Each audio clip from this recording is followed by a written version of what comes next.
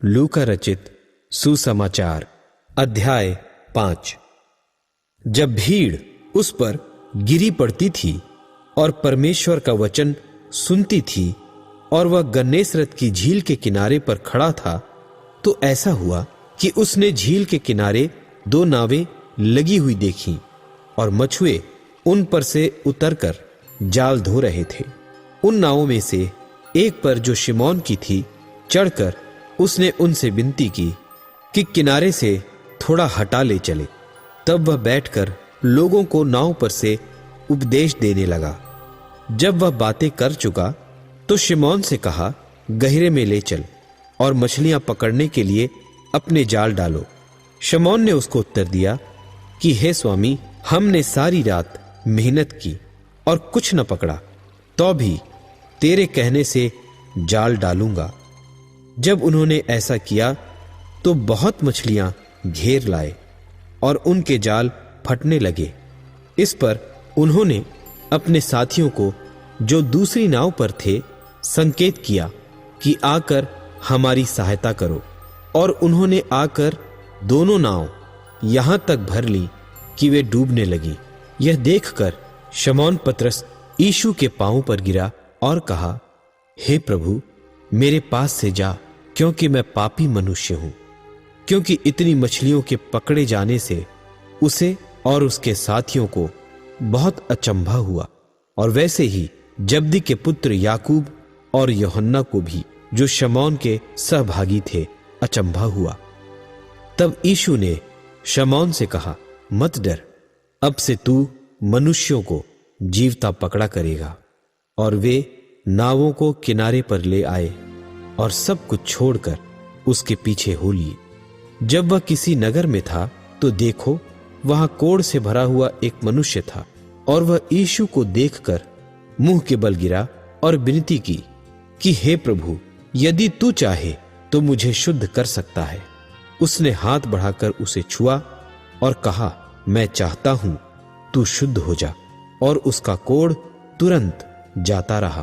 तब उसने उसे चिताया कि किसी से न कह, परंतु जाके अपने आप को याजक को दिखा और अपने शुद्ध होने के विषय में जो कुछ मूसा ने चढ़ावा ठहराया है उसे चढ़ा, कि उन पर गवाही हो। परंतु उसकी चर्चा और भी फैलती गई और भीड़ की भीड़ उसकी सुनने के लिए और अपनी बीमारियों से चंगे होने के लिए इकट्ठी हुई। परंतु वह जंगलों में अलग जाकर प्रार्थना किया करता था। और एक दिन ऐसा हुआ कि वह उपदेश दे रहा था, और फरीसी और व्यवस्थापक वहां बैठे हुए थे, जो गलील और यहूदिया के हर एक गांव से और यरूशलेम से आए थे, और चंगा करने के लिए प्रभु की सामर्थ उसके साथ थी।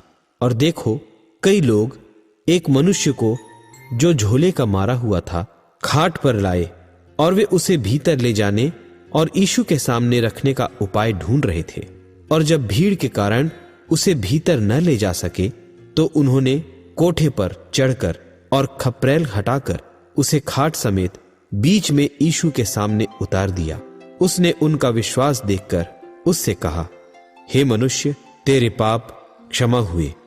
तब शास्त्री और फरीसी विवाद करने लगे कि यह कौन है जो परमेश्वर की निंदा करता है। परमेश्वर को छोड़ कौन पापों को क्षमा कर सकता है।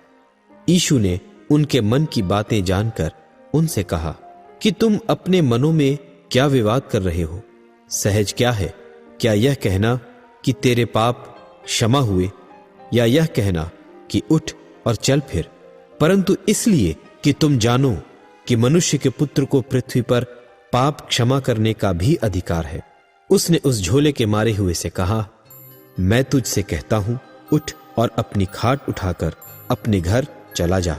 वह तुरंत उनके सामने उठा, और जिस पर वह पड़ा था उसे उठाकर परमेश्वर की बड़ाई करता हुआ अपने घर चला गया। तब सब चकित हुए और परमेश्वर की बड़ाई करने लगे, और बहुत डरकर कहने लगे कि आज हमने अनोखी बातें देखी हैं। और इसके बाद वह बाहर गया और लेवी नाम एक चुंगी लेने वाले को चुंगी की चौकी पर बैठे देखा, और उससे कहा, मेरे पीछे हो ले। तब वह सब कुछ छोड़कर उठा और उसके पीछे हो लिया। और लेवी ने अपने घर में उसके लिए बड़ी जेवनार की और चुंगी लेने वालों की और औरों की जो उसके साथ भोजन करने बैठे थे एक बड़ी भीड़ थी।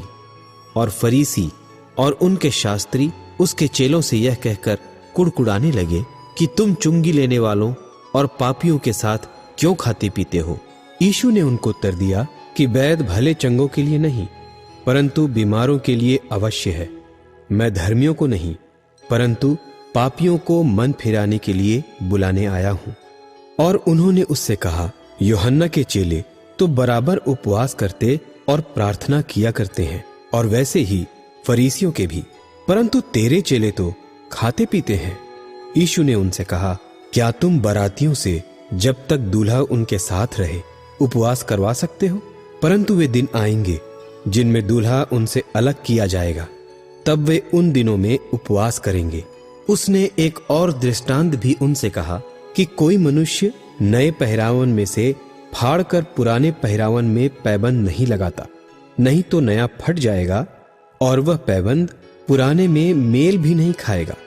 और कोई नया दाखरस पुरानी मशकों में नहीं भरता, नहीं तो नया दाखरस मशकों को फाड़कर बह जाएगा और मशकें भी नाश हो जाएंगी, परंतु नया दाखरस नई मशकों में भरना चाहिए। कोई मनुष्य पुराना दाखरस पीकर नया नहीं चाहता, क्योंकि वह कहता है कि पुराना ही अच्छा है। लूका रचित सुसमाचार अध्याय 5। जब भीड़